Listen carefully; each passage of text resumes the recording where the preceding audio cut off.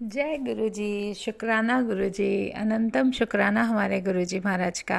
ओम नमः शिवाय। शिव जी सदा सहाय। ओम नमः शिवाय। गुरु जी सदा सहाय।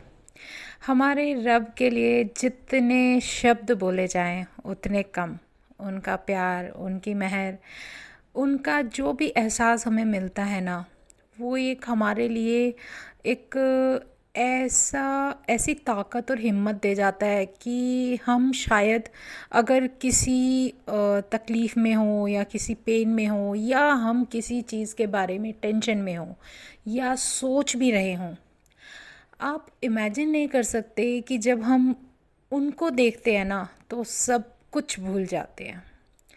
इतना प्यारा स्वरूप है गुरुजी। अपने अंदर ही हम लोगों को घुमा देते हैं बिल्कुल। इतना प्यार बरसता है ना उनकी आँखों में।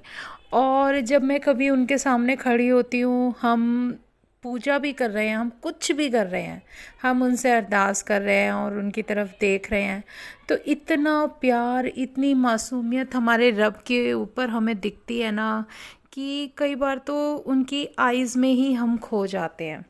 मतलब इतना नूर बरसता है उन आँखों से, इतना नूर कि वो सिर्फ़ एक यही, जैसे होता है ना कि वो हमें सिर्फ़ यही शो कर रहे हैं कि मैं तो तुम्हारे ऊपर सिर्फ़ मेहर करने आया हूँ, ले लो जितना तुम्हें अपना कल्याण कराना है कराते रहो। उनकी ब्लेसिंग्स हमें छप्पर फाड़ कर मिलती है और वो हमारे ऊपर है कि हम कितना उससे अपनी झोली भरते हैं, कितने प्यार से हम अपनी झोली भरते हैं।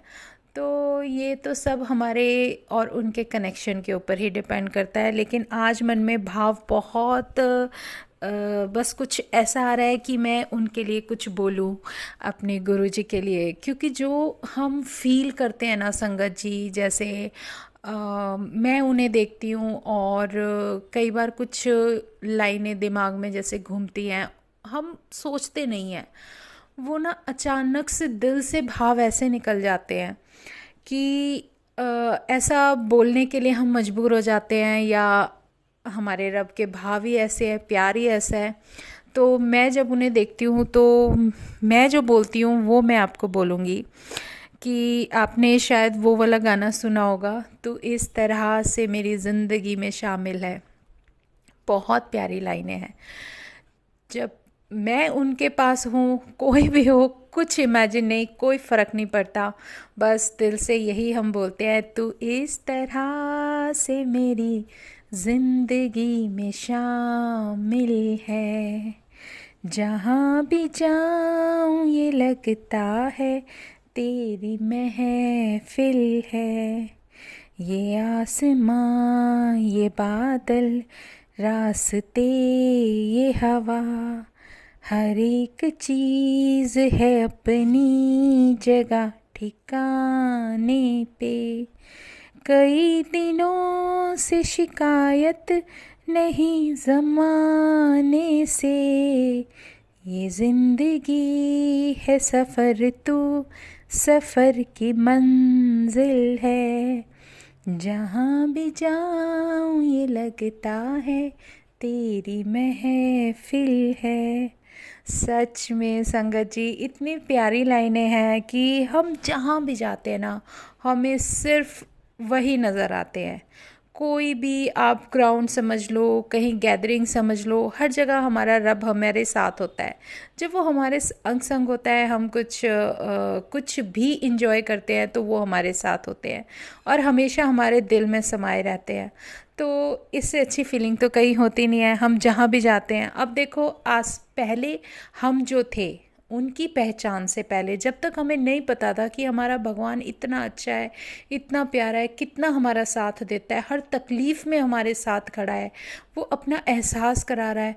उससे पहले भी जैसे इस गाने में लाइनें आती हैं ना कि आसमां भी वही है, बादल भी वही है, रास्ते भी वही हैं, हवा भी वही है, हर चीज़ वही है, लेकिन सिर्फ उसे फ़ील करने का, उसे अंदर से एहसास करने का एक तरीका बदल जाता है। उसके लिए हमारी फीलिंग बदल जाती है, सब कुछ अच्छा लगने लगता है, अपने अंदर ऐसे भाव निकलने लगते हैं, ऐसा मन करता है कि भगवान ने इतनी अच्छी अच्छी चीज़ें हम लोगों, हमारे जैसे इंसानों के लिए बनाई है, और हम उसकी कदर ना करें, तो ये बहुत ही हमारी सेल्फिशनेस है और कुछ नहीं, हमारी बेवकूफ़ी भी हम कह सकते हैं। जो चीज़ें उन्होंने हमें दी हैं, इतनी प्यारी, इतनी बेशकीमती, जिसके बिना हमारा जीवन ही असंभव है। चाहे तो आप धरती पे हवा ले लो, पानी ले लो, बादल ले लो, हर चीज़ की अपनी एक अहमियत है, हर चीज़ की। अगर बादल नहीं होंगे तो बारिश कहाँ से होगी? आसमान नहीं होगा तो तारे और ये सब, ये सूरज कहाँ चमकेगा? हर चीज़ की अपनी अहमियत है, और उन्होंने यही हर चीज़ को अपनी जगह, उसके समय के अनुसार, एक डिसिप्लिन में, एक इस तरीके से हर चीज़ की निर्धारित की हुई जगह है ना, कि ऐसे ही हमारे जीवन में हमारे रब ने हमारे लिए जो डिसिप्लिन और जो भी चीज़ें हमारे लिए बनाई है ना, जो निर्धारित की हैं, तो उसकी कीमत भी बताई है। अगर हम उन चीज़ों की वैल्यू समझते हैं तो हमारे लिए बहुत अच्छा है, और अगर नहीं समझते तो अपनी लापरवाही के कारण हम उन चीज़ों को खो भी देते हैं। तो ऐसे ही इंसानी शरीर है। इंसानी शरीर का अपना तो कुछ अस्तित्व है नहीं, आज है कल है कुछ नहीं कह सकते, उसमें अपना कुछ भी नहीं है। आप अपने भगवान के सामने खड़े हो जाओ और सच में ये फील करोगे कि उसकी रहमत तो आज भी है और कल भी रहेगी। हम आज है कल होंगे ये गारंटी नहीं है। सच, जीवन का सबसे बड़ा सच हमारा भगवान है, जो हमारे सामने खड़ा है, जिसने अपना एक ऐसा रूप हमें दे दिया कि हम उसे सिमरन करते समय अपने मन मंदिर में उसको बिठा सके। लेकिन सब कुछ उन्हीं से है। सांसें उन्होंने दी है, शरीर उन्होंने दिया है, एहसास उन्होंने दिया है, आज है कल है, सुबह दिन रात सब कुछ उसी का तो है। हम क्या कर सकते हैं? हम तो सिर्फ अपने आप को एक दिलासा दे सकते हैं कि हम शुक्राना करते हैं, पर शुक्राना भी हमारा नहीं है। हमें उसने कुछ दिया तभी हम शुक्राना करने के काबिल हैं।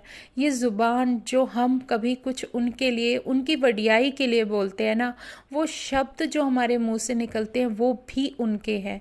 ये प्यार भी उनका है, शब्द उनके हैं, हमारे दिल में भाव भी उनके लिए हैं। हमारा तो कुछ है ही नहीं। शुक्राना अगर हम बोले तो वो भी उनका ही दिया हुआ है, सब कुछ उनका है। तभी तो वो जो शब्द गुरुजी हमें सुनवाते हैं ना, मेरा मुझ में किछ नहीं, जो लागे सो तेरा, जो लागे सो तेरा, तेरा तुझको सौंप दिया, तेरा तुझको सौंप दिया, फिर क्या लागे मेरा, फिर क्या लागे मेरा। सच में संगत जी, सब कुछ उनका है, उनका ही मेहर है, उनका सब कुछ दिया हुआ है और हमारा कुछ है ही नहीं। फिर हम लोगों के अंदर इतनी ईगो, इतना घमंड, इतना एटीट्यूड कहाँ से आ जाता है? पता नहीं हम लोग किस हवा में उड़ते हैं जब कुछ है नहीं। उसने कुछ दिया तो हम उसको आज यूज़ कर रहे हैं, आज हमारे पास उसका दिया सब कुछ है ना। फिर हमें सिर्फ शुक्राना बोलते हुए इतना एटीट्यूड क्यों आ जाता है कि इतना सोचे इंसान कि मैं शुक्राना बोलूं? ओह, क्यों? मतलब सब कुछ तो उसी का ही है। अगर उसने तुम्हें दिया है, जैसे एक एग्जाम्पल है, हम कोई सेवा कर रहे हैं तो हम सेवा तभी तो कर रहे हैं ना जब उन्होंने दी है। अगर वो नहीं देते तो हम क्या करते? हम तो किसी भी लायक नहीं हैं। वो चाहे तो पल भर में हमसे सब कुछ ले सकता है। सब कुछ उसी का है, उस मालिक का है। कोई कहता है हम डॉक्टर हैं, इंजीनियर हैं, सच में वो हैं, लेकिन उनका कर्मास कनेक्शन, उनका पहला किया हुआ कर्मास इतना अच्छा है कि भगवान का हाथ उनके सर पर है तो वो कुछ बने हैं। बिना उनकी रहमत के कुछ भी, कोई किसी भी एंगल से देख लो, कुछ भी नहीं है। और उनकी रहमतें इतनी हैं कि हम सोच भी नहीं सकते कि हम अगर ज़ीरो हैं तो वहाँ से कब कहाँ वो हाथ पकड़ के हमें कहाँ ले जाएगा। ये भी उन्हीं की मर्ज़ी है, उन्हीं की मेहर है। तो ये मेरा रब है ना, बहुत प्यारा है। इसकी जितनी दिल से आप दुआएं लोगे उतनी ज़्यादा आप फलोगे। हमारे जीवन में है क्या? कुछ भी नहीं। अगर हम अपना एक पूरी लाइफ का मॉर्निंग से लेकर रात तक अगर एक रूटीन बनाते हैं, उस रूटीन में अगर हम आधा घंटा भी 10-10 मिनट डिवाइड करके भी आप सिमरन का टाइम बना लो। ज़रूरी नहीं आप अर्ली मॉर्निंग उठो, दिन में याद करो। एक होता है ना, एक ट्रैक होता है। आपने कभी सोचा है जैसे पीछे टेप रिकॉर्डर में गाने चल रहे होते हैं और हम कुछ भी काम कर रहे हों, लेकिन वो गाने हमारे कानों में जा रहे होते हैं, हम सुन रहे होते हैं और हमारा ध्यान वहाँ पर होता है। इसी तरीके से अगर हमारा सिमरन हमारी अंतरात्मा अंदर से करती रहे ना, हम कुछ भी करते रहे संगत जी, चाहे कोई भी काम करते रहे, वो एक सिमरन जब अंदर चलता है ना, तो उस सिमरन से ही हम अपने भगवान से जुड़ जाते हैं। बहुत बड़ी एक कनेक्शन ऐसा बन जाता है। हम कुछ भी बात कर रहे हैं, कुछ गा रहे हैं, कुछ उसको याद कर रहे हैं, तो हमारा कनेक्शन उनसे है। जैसे आप ये देखो कि अगर हमें इनविटेशन मिलता है, हमें सत्संग में जाना है, ठीक है, हमें पता है इस टाइम हमें सत्संग में जाना है और किसी कारण से हम नहीं जा पाए, हो सकता है किसी के साथ भी हो सकता है, हम उस कारण से सत्संग में नहीं जा पाए, लेकिन हम अपने काम में लगे हैं, जिस काम में हम फंसे हैं उसकी वजह से हम सत्संग में नहीं जा पाए। और जब हम वो काम कर रहे हैं ना, तो हमारा जो दिमाग है, जो अंदर का मन है, जो अंतरात्मा है, बार बार यही कहेगी, वो बार बार याद करेगी, अरे यार हम इस टाइम सत्संग में होते, अरे यार हम इस टाइम सत्संग में होते, अगर हम वहाँ होते तो हम ये कर रहे होते, हम वो कर रहे होते। ये क्या है? ये सिमरन ही है कि हम अपने उस भगवान को कंटिन्यूसली याद कर रहे हैं, काम भी कर रहे हैं और उसको याद भी कर रहे हैं, ना चाहते हुए भी हमारी अंतरात्मा उसका नाम ले रही है। इसको कह देते हैं सिमरन। सिमरन बहुत अच्छा शब्द है संगत जी। जब हम सिमरन करते हैं ना, तो सिमरन वही होता है जो हमारी अंतरात्मा से कनेक्ट होता है। पाठ वो होता है जो हम ऊपरी रूप से पढ़ते हैं और करते हैं, लेकिन धीरे धीरे हमारी अंतरात्मा अपने भगवान से जुड़ती जाती है।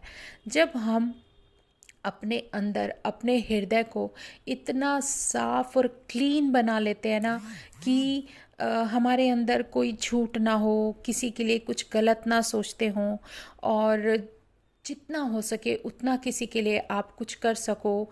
धीरे धीरे धीरे इतनी जगह साफ हो जाती है ना, वो इतना साफ आपका हृदय हो जाता है कि वहाँ रब अपने आप आके विराजमान हो जाता है। और जहाँ सच होता है वहाँ भगवान होता है, और वो अपने आप अपनी जगह बना लेते हैं।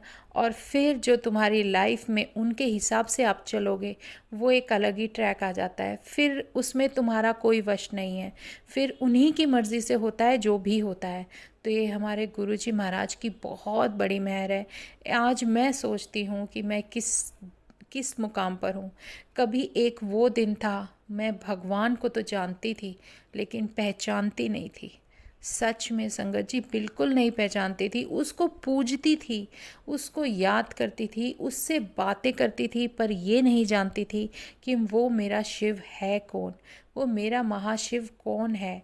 और जब भी मैं बात करती थी तो मैं अपनी उस दिव्य शक्ति से कनेक्ट पूरा करती थी, चाहे मैं 10 मिनट करूँ, चाहे 15 मिनट करूँ, चाहे आधा घंटा करूँ। वो मेरा अपना अंदर का कनेक्शन था, लेकिन मुझे पहचान नहीं थी कि मेरा महाशिव कौन है। और एक वो दिन था जब मेरे हस्बैंड मुझे ज़बरदस्ती बड़े मंदिर लेकर जाते हैं, जबकि मैं नहीं जानती वो कौन सी जगह है। और जब मैं वहाँ जाती हूँ और जो मेरा शिवलिंग से कनेक्शन मेरा गुरुजी करा देते हैं, जो मेरा रब मुझे पहचान कराता है अपनी, कि देख तेरा शिव कहाँ है और कौन है और क्या रूप है उसका, अब तू मांग क्या मांगती है, तू कर मेरे सामने अरदास। और जो उसके बाद फिर वो जो मेरी जर्नी शुरू हुई है संगत जी, फिर कभी हम नहीं रुके। फिर वो कनेक्शन, एक रब जो हमें एक ऐसा रास्ता दिखा देता है, वो जो हमें चुन लेता है। पता नहीं कितनी संगत होंगी, कितनी सारी संगत होंगी, करोड़ों होंगी, अरबों होंगी, जिनमें से मेरी एक अरदास सुनी गई, मेरे दिल से निकली एक अरदास सुनी गई। तो उस समय मेरे मन में क्या हलचल थी ये मैं ही जानती हूँ। क्योंकि जब कोई चीज़ तुम्हें मिल जाती है ना, तो तुम नहीं समझ पाते कि वो ताकत, वो पावर है क्या। लेकिन वो ताकत तुम्हें धीरे धीरे खुद बता देती है कि उस ताकत का तुम्हारे साथ होना कितना ज़रूरी था और कितना सही समय था कि वो बिल्कुल सही टाइमिंग पे तुम्हारे साथ है। और वो तुम्हारे साथ अगर वो शुरू से है, सुनो, अगर तुम बाय बर्थ, जैसे मेरे को फील, जो मुझे गुरुजी ने सब कुछ बता दिया, मेरी आंखों के सामने दिखा दिया, मुझे हर चीज़ का आंसर कर दिया कि मैं तो तेरे साथ तब से ही था। और उसके बाद लेकिन पहचान कब कराई, कब उन्होंने मुझे दिखाया कि मैं अकेली नहीं हूँ, जब मुझे ज़रूरत थी। तो उन्हें पता है कि उनकी जो भक्त है, उनका जो संगत है, उसको कब, किस टाइम, किस जगह उनकी ज़रूरत है, कहाँ से वो अपना रूप दर्शन करते हैं, देते हैं, और हमें धीरे धीरे धीरे धीरे समझाते हैं कि अब आगे तुम्हें करना क्या है। कई बार इंसान होपलेस हो जाता है, कोई बहुत बड़ी बात नहीं है। आजकल कलयुग है, टाइम ऐसा चल रहा है, किसी के साथ कुछ भी हो सकता है। लेकिन अगर वो दिव्य शक्ति तुम्हारे साथ है ना, तो तुम्हारा कोई बाल भी बांका नहीं कर सकता। ये इसीलिए बार बार मेरे मन से शुक्राने निकलते हैं। और कई बार तो मैं बैठी हुई गुरुजी को देखती हूँ उनसे जब बात होती है तो ऐसा मन करता है कि उनके लिए पता नहीं क्या क्या गाने गाएं हम, क्या गज़लें करें, उनके लिए क्या क्या लिख डालें, समझ में नहीं आता। भगवान इतना अच्छा और इतना प्यारा है कि इतना शांत है कि आपको कुछ बोलने की ज़रूरत नहीं है। आप उनके सामने बैठे हो, आपके दिल में जो कुछ भी चल रहा है ना, वो सब जानते हैं। बस वो ये चाहते हैं कि तुम अपने दिल से उनसे कुछ बात करो। और जो भी करोगे ना, तुम्हें ज़रूरी नहीं कि उसको तुम्हें शब्दों में ढालने की ज़रूरत है। तुम आंख बंद करो ना करो, कोई फ़र्क नहीं पड़ता। उनके सामने बैठे हो और सर झुका के जो तुम उनसे अपने दिल की अरदास अपने दिल के अंदर करते हो ना, वो हर चीज़ वो सुनते हैं, वो सब कुछ सुनते हैं। इतना प्यारा रब, इतना प्यारा जज। देखो, अगर हमारा कुछ कर्मास क्लियर हो रहा है, कुछ हमारा सॉल्यूशन हो रहा है हमारी ज़िंदगी का, तो देखो, हिसाब तो उनका तो होना ही है। जिन्होंने क्या किया क्या नहीं किया हम नहीं जानते। हमारी लाइफ के पिछले कितने जन्म खुले पड़े हैं, वो सब हमारा रब जानता है। हिसाब तो हमारा भी होना है। तो वो जो हिसाब होना है, उस हिसाब के अकॉर्डिंग जो हमें झेलना है वो भी हमें झेलना है। हर किसी को झेलना है। हर किसी का कर्माज अलग है, हर किसी की जर्नी अलग है। उस जर्नी के हिसाब से जब आप अपनी लाइफ में आगे बढ़ते हो, तब तब जो पल पल एक हर कुछ टाइम में जो हमारे भगवान जी जो हमें एक एक पॉइंट पे हमें बताते हैं कि हमें करना क्या है, सिमरन कैसे करना है, हमें अब क्या करना है, हमें अपनी लाइफ में आगे बढ़ने के लिए क्या कदम उठाने हैं, वो सब कुछ बताते हैं। सच हमारी नज़रों के सामने दिखाते हैं। सिर्फ हमारा ट्रस्ट उन पर होना चाहिए। हमें पता है कि कई बार पता है क्या होता है संगत जी, ये रियलिटी है। अमृत वेला करते हो आप, तो आप समझ जाओगे। आपको आपकी लाइफ का एक ऐसा हिस्सा भगवान जी आपको दिखा देते हैं जिसमें आपको पता है कि आपके साथ आगे होने वाला क्या है। ठीक है, उसके हिसाब से जो आपने देखा, देखो वो होता है सच। सच को हम नहीं झुटला सकते। लेकिन फ़र्क सिर्फ इतना है, विश्वास का। मुझे पता है कि मुझे अपने भगवान पे विश्वास है, और इतना विश्वास है कि जो होगा, जो वो करेगा, वो बहुत अच्छा करेगा, बहुत बेहतर करेगा। अगर किसी ऐसे उस रास्ते पर चलते वक्त मुझे कुछ ऐसा झेलना है जिससे मुझे तकलीफ़ हो, या जिन चीज़ों को एक इंसान नहीं देखना चाहता उसे देखना पड़े, मतलब इतनी कठिनाई जो आने वाले टाइम की तुम्हें देखनी पड़े, या कुछ ऐसा जो तुम्हें पेनफुल है और तुम्हें लेकिन वो झेल कर आगे बढ़ना है, तो हिम्मत नहीं हारनी। क्योंकि हमें ये ट्रस्ट है कि मेरा मालिक मुझे कुछ होने नहीं देगा। जो होगा देखा जाएगा। करने वाला, देखो बिगाड़ने वाला कुछ बिगाड़ नहीं सकता, क्योंकि संभालने वाले ने हमें संभाला हुआ है। उसने ऐसा हाथ पकड़ा है, वो तो हमें निकाल के मंजिल तक लेकर ही जाएगा। इससे कोई नहीं रोक सकता। जैसे आज मैं एक सत्संग सुन रही थी अमृत वेले के समय, तो उसमें भी ऐसा ही बताया था कि एक बार एक राजा होते हैं, राजा नहीं, वो जैसे होते हैं ना फ़कीर टाइप कुछ, जो किसी का सुन के और वडियाई सुन के उनके दर्शन के लिए पहुंचते हैं और उनसे बोलते हैं कि हमें भी कुछ ऐसा दिखाओ कि हम जाने कि आपके भक्त कैसे होते हैं। तो नानक जी के पास वो जाते हैं और नानक जी उन्हें एक अपने भक्त के पास भेजते हैं। तो वो जब उन भक्त के पास भेजते हैं ना, तो वो भक्त पता है क्या कर रहा होता है? वो एक वो तैयार कर रहा होता है जिसके ऊपर डेड बॉडी लेके जाते हैं। कहते ये क्या कर रहे हो तुम? कहने लगे कि ऐसे ऐसे ये बात है, वो जाने वाले हैं कोई, तो उनके लिए तैयार कर रहा हूँ। कह रहे तुम्हें पता है तो तुम उसको बचाते क्यों नहीं हो?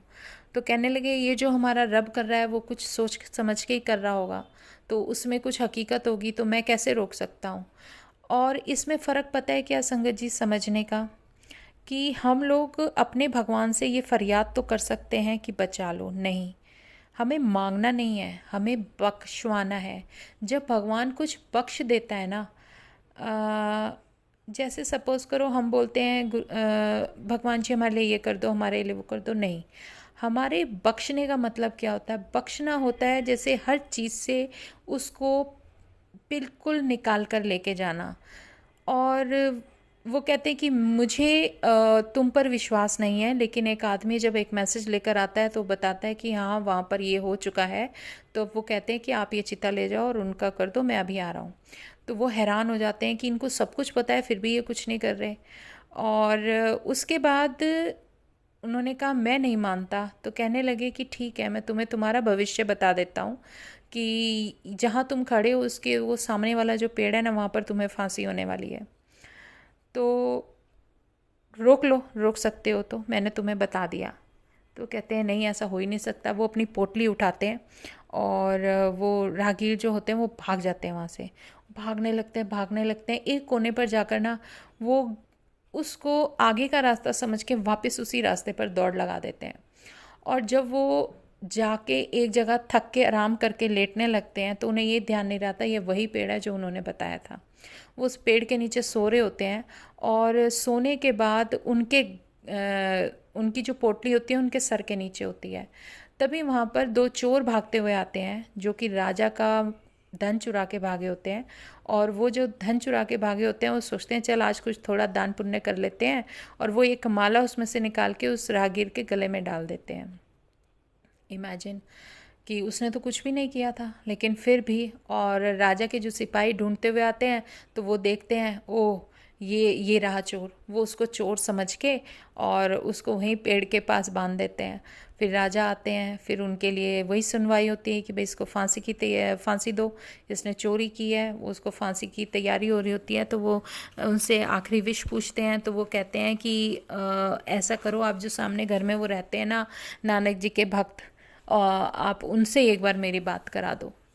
तो वो आते हैं, बात कराने के उनको बुलाकर लेकर आते हैं। तो कहते हैं मैं आपको मान गया, आपने जो कहा था बिल्कुल सच है, लेकिन अब मुझे माफ़ कर दो, मैंने ये काम नहीं किया है। तो वो कहने लगे देखो माफ़ी वगैरह तो मैं नहीं जानता, लेकिन मैं अपने भगवान से ये कह सकता हूँ कि वो तुम्हें बख्श दे, वो तुम्हें बख्श दे। बख्श दे मतलब फांसी में नहीं रोक सकता, कुछ भी नहीं कर सकता, लेकिन मैं ये कह सकता हूँ कि वो तुम्हें बख्श दे।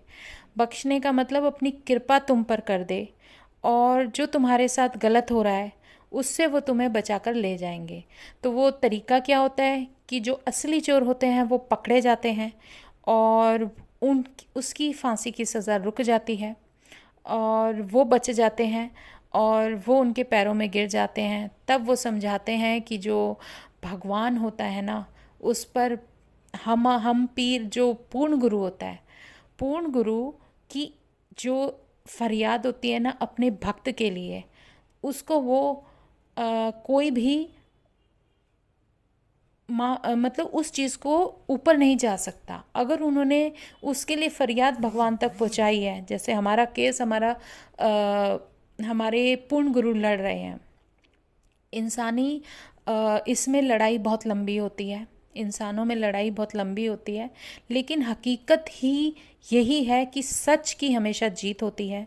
और उसमें इस कहानी से हमें पता क्या चलता है कि जो पूर्ण गुरु है, उसने अगर कुछ अपने भक्त के लिए कुछ फाइल ऐसी बनाई और कुछ फरियाद की, तो वो भगवान उसको मना नहीं कर सकता, उसको उसकी बात माननी पड़ती है।